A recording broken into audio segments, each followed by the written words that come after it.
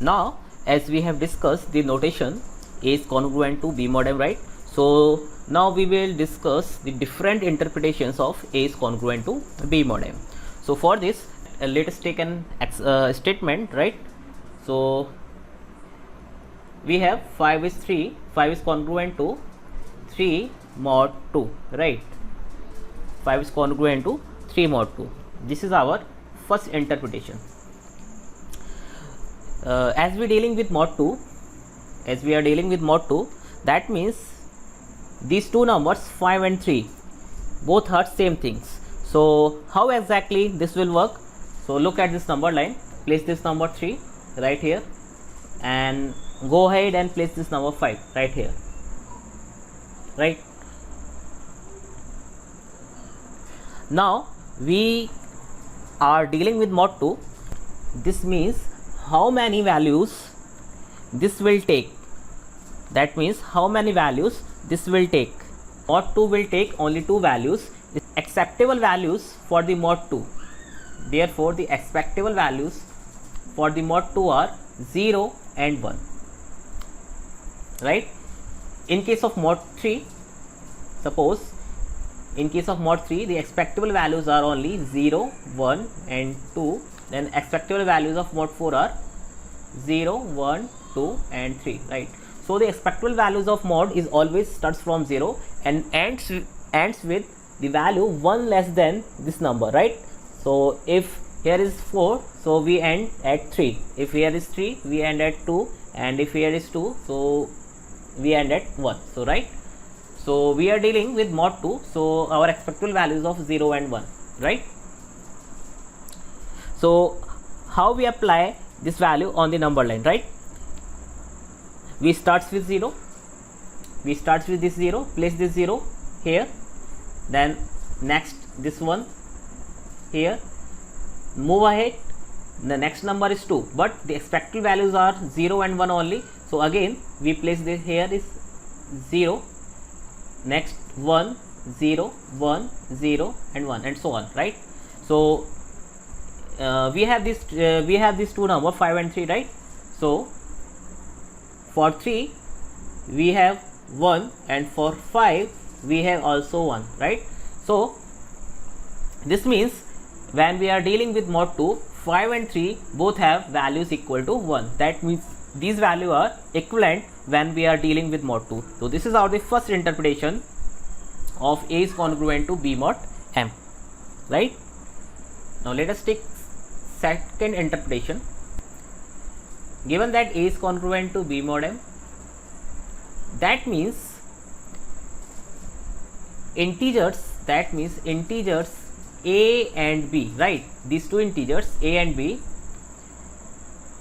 gives the same remainder.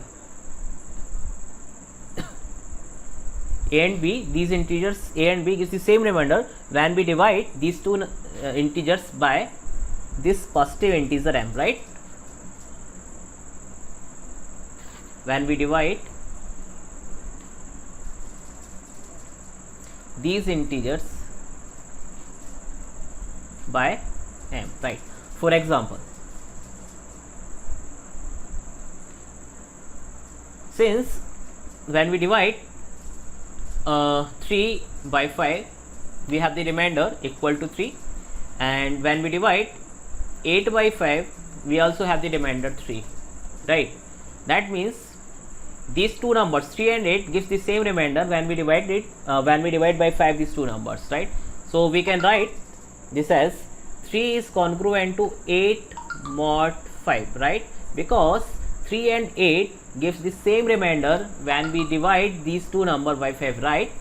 Or we can rewrite this as 8 is congruent to 3 mod 5, right? So this is our second interpretation. Now move to third interpretation.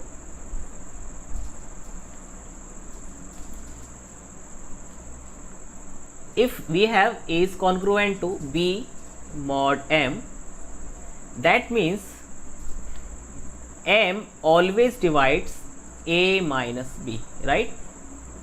This symbol represents, this vertical line represents divides.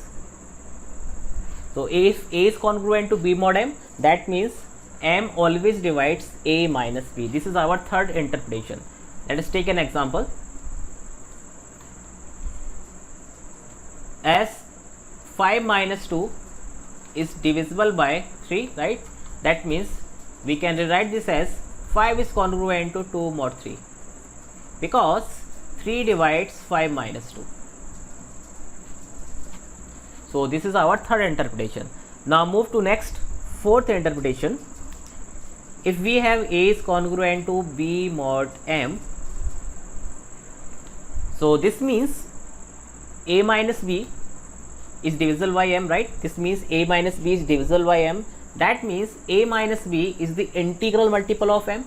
That means we can write this as a minus b is equals to some integer k into m, or a is equal to k into m plus b, right? So this is our fourth interpretation, and here is k is what? K is just an integer. K belongs to, right, z. Now move to simplification of a is congruent to b mod m.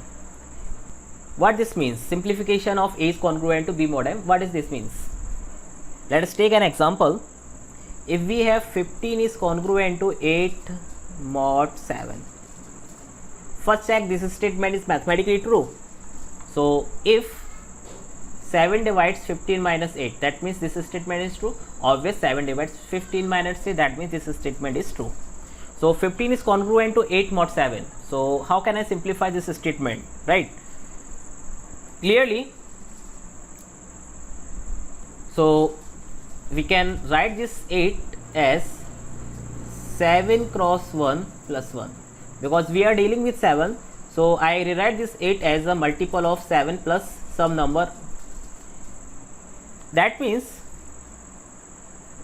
8 is congruent to 1 mod 7, right?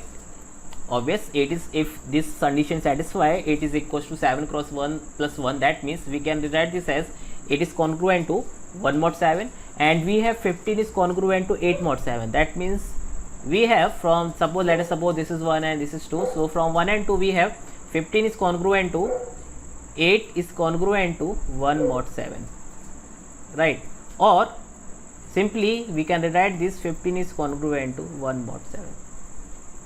So if this statement is true, then this statement is also true, right? So 15 is congruent to 8 mod 7 can be simplified as 15 is congruent to 1 mod 7.